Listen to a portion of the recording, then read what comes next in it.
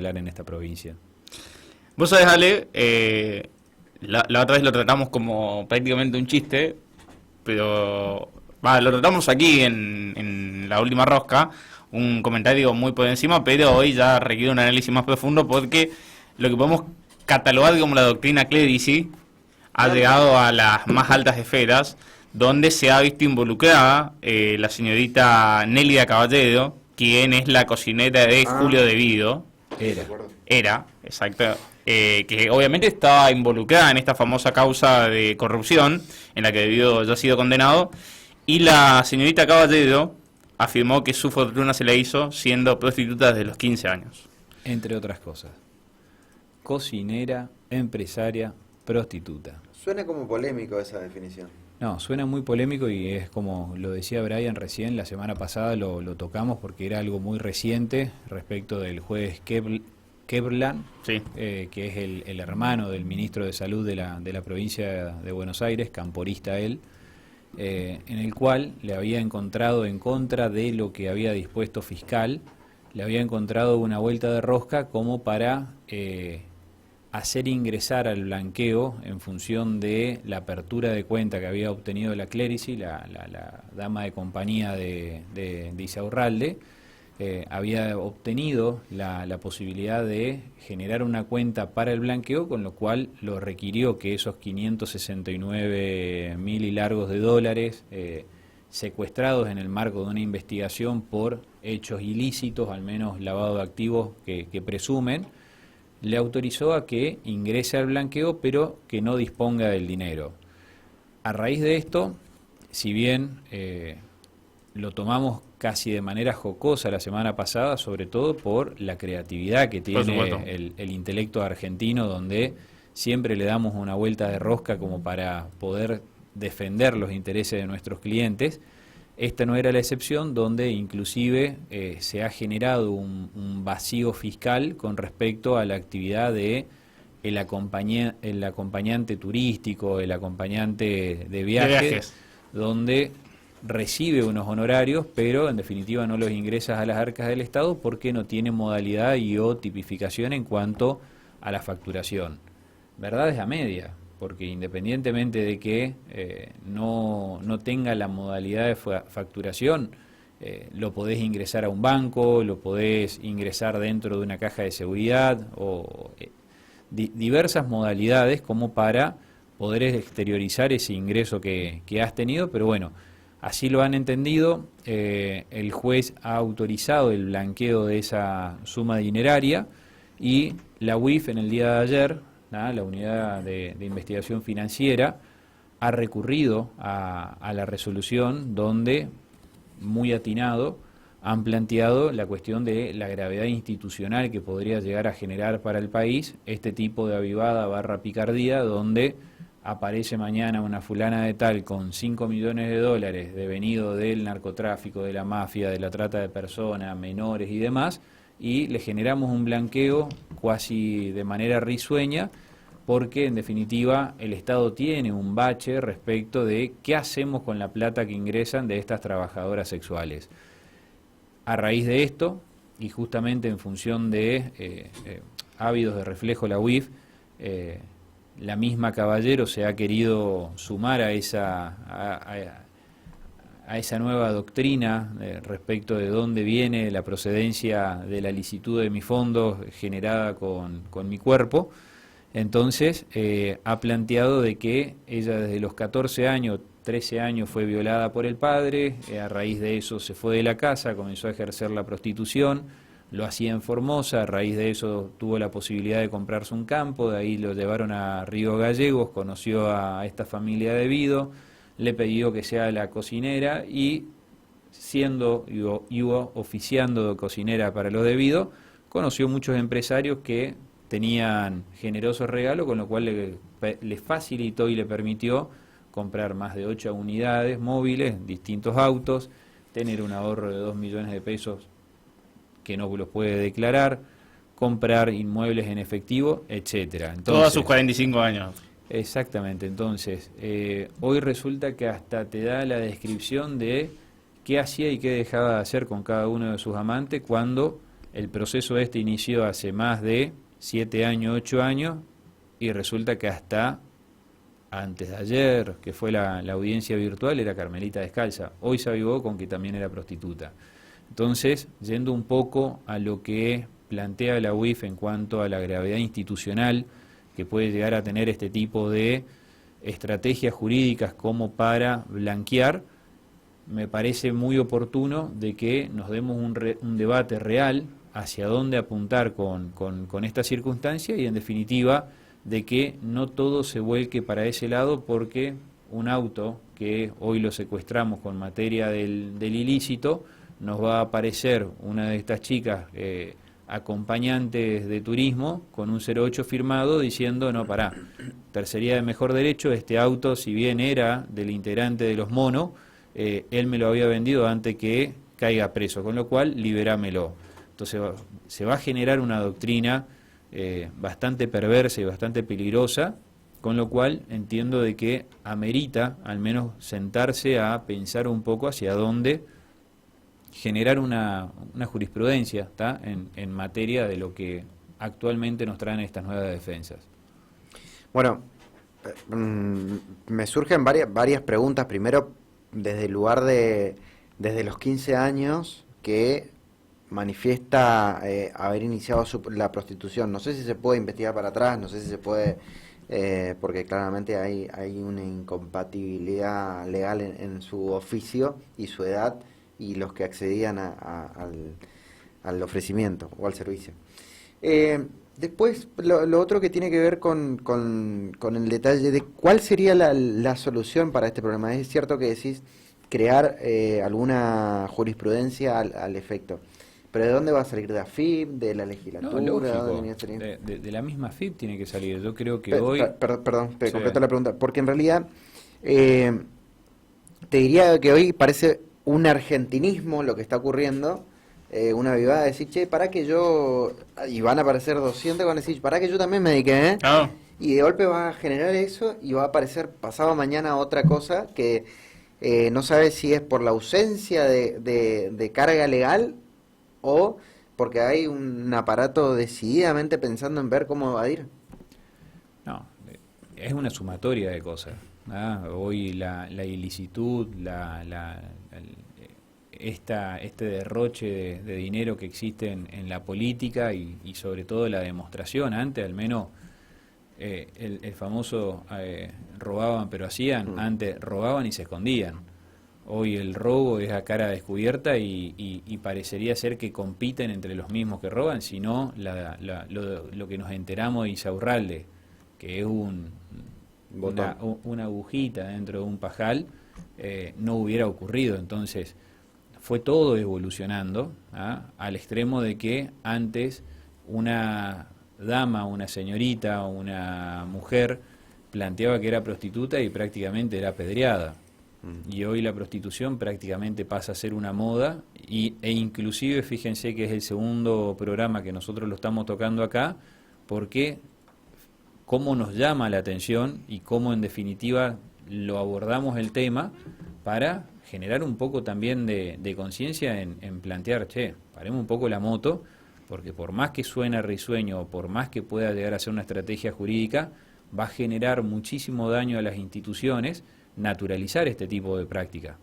Por eso mismo la UIF lo plantea como una cuestión de gravedad institucional y comparto en un 100% el criterio. Claro, antes estamos hablando 1 o 2 años atrás, cuando empiezan a judicializarse, o sea, cuando empieza el juicio oral de muchas causas de corrupción que hoy tienen condena firme, con obra pública, con la situación del SUD, con la situación del transporte y demás, era más común escuchar de un testaferro que era amigo de o era tal, inclusive el que ha tenido el chofer, no me acuerdo de cuál de todas las causas, el que se hizo Centeno, claro, y hoy parece que le encontraron la vuelta y es más común decir, bueno, te elevo a vos que sos mi dama de compañía, que sos mi acompañante de viajes, total estás excluida y capaz, inclusive puedo bajar la pena o puedo bajar los embargos de mis bienes si te los atribuyo a vos, digamos, es peligrosísima la situación. Sí, tal cual, por eso mismo encontraron dentro de esa pesca jurídica, encontraron una figura que puede generar demasiado daño a las instituciones y justamente con el facilismo hoy de que la naturalización en la prostitución prácticamente pasa a ser risueña y a ver, no nos rasguemos la vestidura tampoco. Existen las OnlyFans, esas páginas donde en definitiva existe una prostitución explícita y no veo que el Estado haga mucho por eso. Bueno, allí va el siguiente debate, ¿no? Porque si esto llega a tener alguna resolución judicial, ya sea en un tribunal ordinario, o sea, en la propia FIP, ¿a dónde va el siguiente debate? ¿Va a pasar por el Congreso una ley que reglamente la prostitución, que obligue a tener constancia de monotributo, constancia de AFIP? ¿Por dónde va a ir el tema después? Sí, pero una constancia de AFIP y un monotributo sobre una actividad que roza la ilicitud.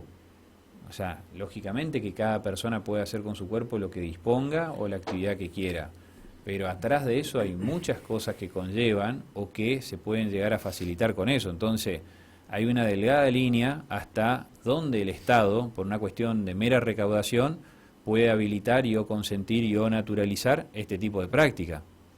O sea, no es tan fácil decir, listo, perfecto, laburás con tu cuerpo bajo la prostitución, bajo dama de compañía, bueno, ¿sabés qué? Acá tenés el código 001, comenzá a facturar. O sea, ¿a costa de qué?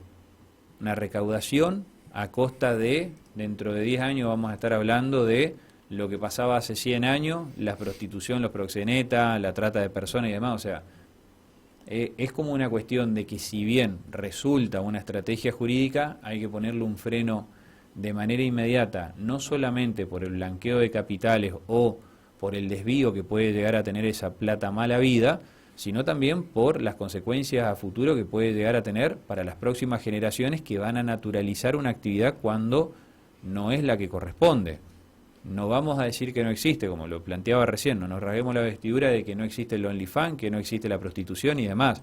Está a la vuelta de la esquina.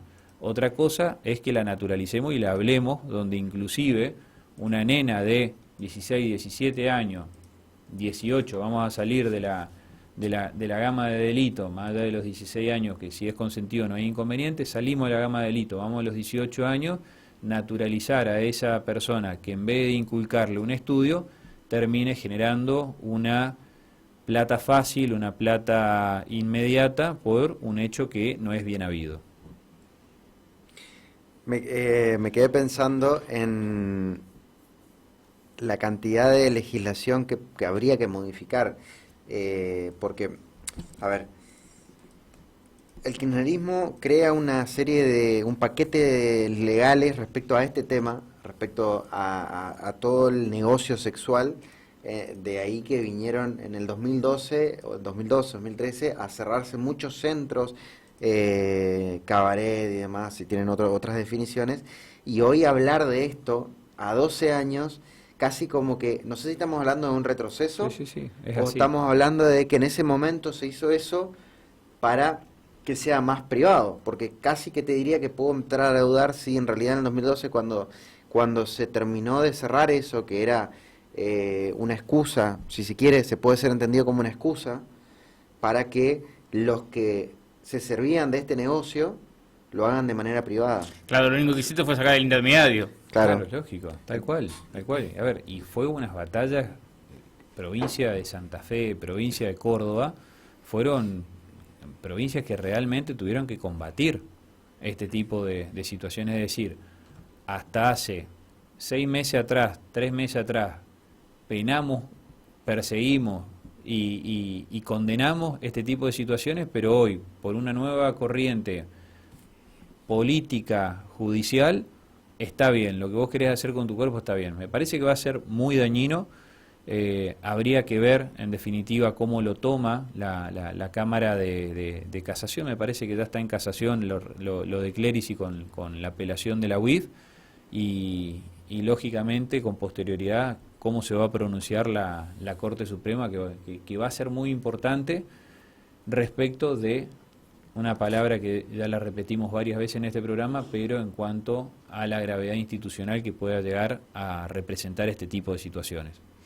Ahora, la última, y que me parece que es un tema que como bien decía Ale, no solamente hay que modificar mucha legislación, sino que también hay que ampararse en el mal llamado control digital o las herramientas de control de comunicación electrónica, porque estamos hablando de que hoy ya, mucho antes de los 18, hay mecanismos de intercambio de imágenes. No estamos hablando de pornografía infantil, sino que estamos hablando de venta directa de chicos que hoy ya se dedican no solamente con cuestiones de imágenes, de videos, de tráfico sexual, sino que también hasta la venta de pie, inclusive durante la pandemia, se ha vuelto una cuestión sumamente explotada. ¿Cómo haces para controlar eso que se ha vuelto, ya es una cuestión transfronteriza? O sea, no se consume solamente acá, sino que mucha del contenido digital es pagado por gente de afuera del país. Sí, a ver, son prácticas nuevas que llegaron para quedarse y que entiendo que el Estado debiera estar con los reflejos suficientes como para ver también cómo va cercenando cada una de esas cosas. A ver, mucho de eso va en función de la cultura que tiene cada una de las casas, donde no está bien de que por medio de un chupete electrónico o en la adolescencia, en la ausencia de los padres, se le termina entregando el celular, o para facilitar cualquier circunstancia te termino entregando el celular. Va un poco en función de el acompañamiento familiar, la asistencia familiar. Ahora, aquellos chicos que no pueden tener esa asistencia familiar, es necesario que el Estado intervenga, porque si no también nos encontramos con, si llega a ser cierto, un caso de quisca, donde una nenita de 11, 12 años tenía en su intelecto, en su forma de raciocinio, de que era su novio la persona con la cual se estaba interrelacionando, cuando era un personaje que en definitiva estaba pretendiendo interactuar para otras cosas. Entonces, lógicamente que la tecnología trajo muchísimas cosas positivas y de la misma forma cosas negativas, de las cuales está en las manos del hombre, está en las manos del Estado poder cercenarlo. ¿Cómo? Personas hasta tal rango puedan tener acceso a tal tipo de contenido, a tal tipo de página o hasta tal plataforma.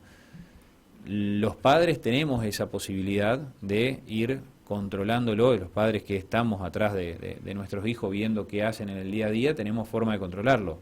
A los que no controlan es necesario la intervención en cuanto a este tipo de situaciones del Estado, y no intervenciones como se pretenden hacer respecto de charlas de mayores o cuestiones que en definitiva hacen al ámbito privado, como recientemente en la provincia de Misiones nos desayunamos la nueva generación de una nueva fiscalía, o sea, otros cargos más. ¿Tú te postulaste, Gustavo, de la fiscalía? Otros cargos más, una nueva fiscalía de ciberdelito para la persecución y todo lo que eso lleva en cuanto a connotaciones que entiendo, hasta el momento no está la reglamentación, pero hasta lo que podemos conocer no resulta siendo muy positivo, sobre todo para este tipo de espacios. Me queda poco tiempo para preguntarle, pero es necesario tratar yo realmente creo que es necesario tratar de profundizar y ahondar en esa ley sancionada, no solamente para que quede no para que quede en una mirada de posiciones políticas, sino para entender realmente de qué se trata.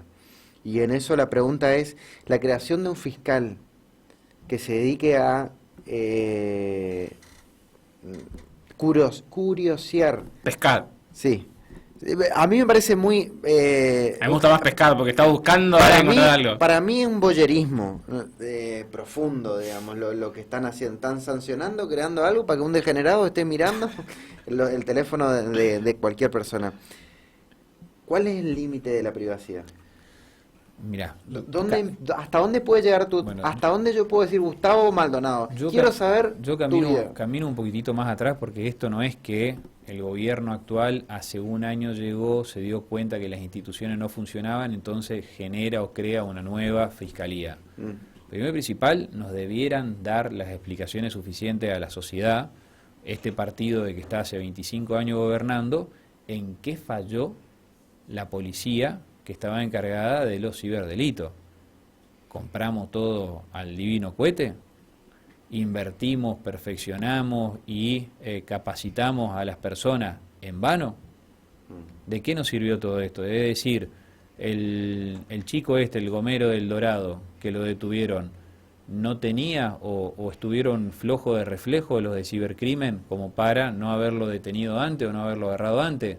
Lo que pasó con los maestros, con los policías, etcétera, no funcionaba tan bien, y nos dimos cuenta después de toda esta revuelta que tuvimos la semana pasada de que necesitamos una oficina exclusivamente para eso. O sea, arranquemos de ahí. ¿Qué es lo que falló? No es que la provincia no tenía el órgano encargado del ciberdelito, lo tenía. Entonces, primero arranquemos, como son partidos que vienen hace más de 20 años gobernando, que nos expliquen en qué fallaron. Segundo, ¿por qué necesitas? Venimos a contramano de lo que es la nación.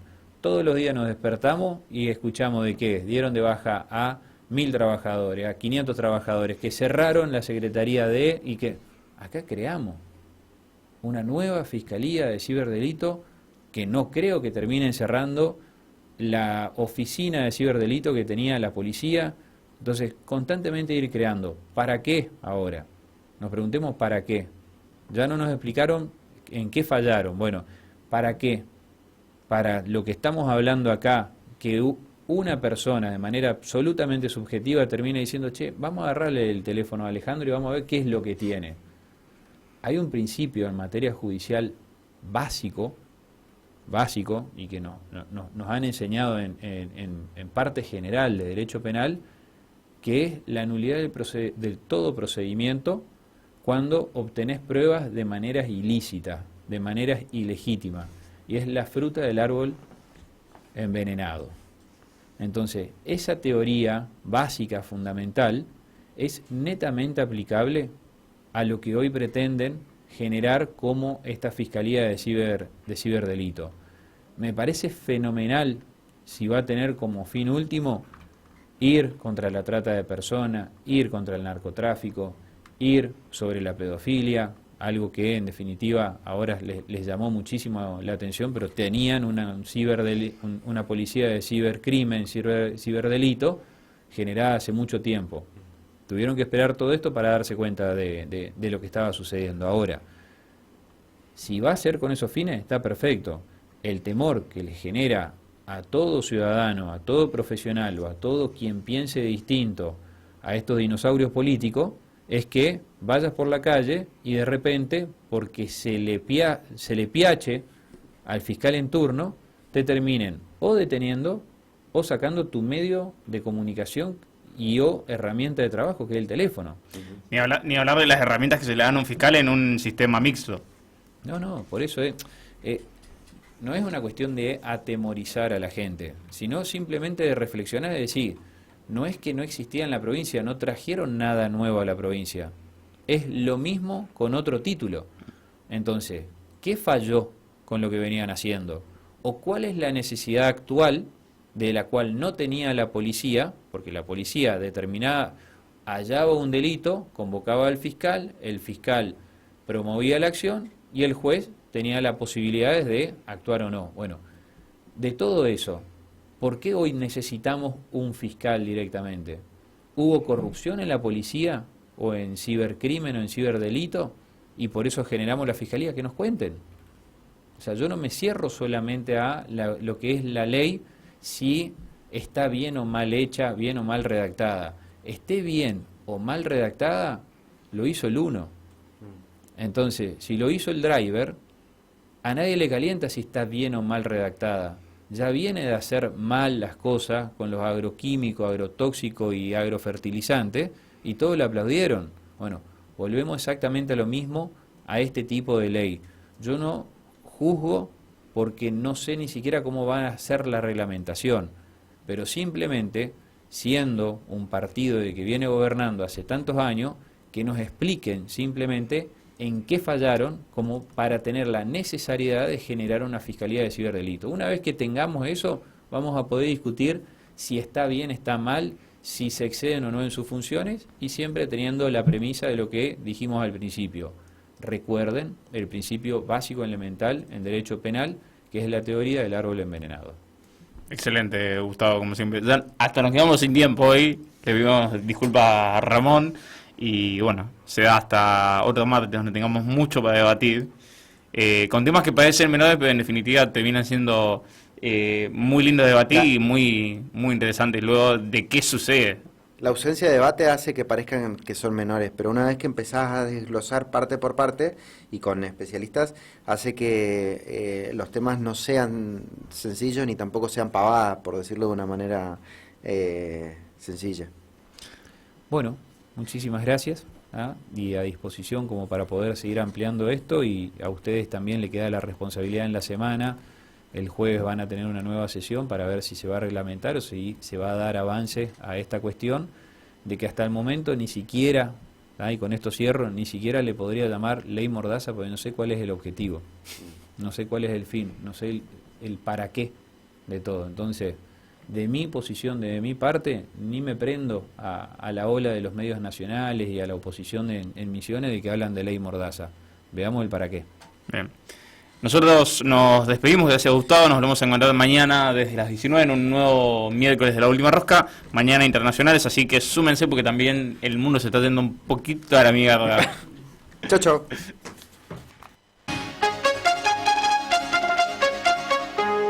El rotativo del aire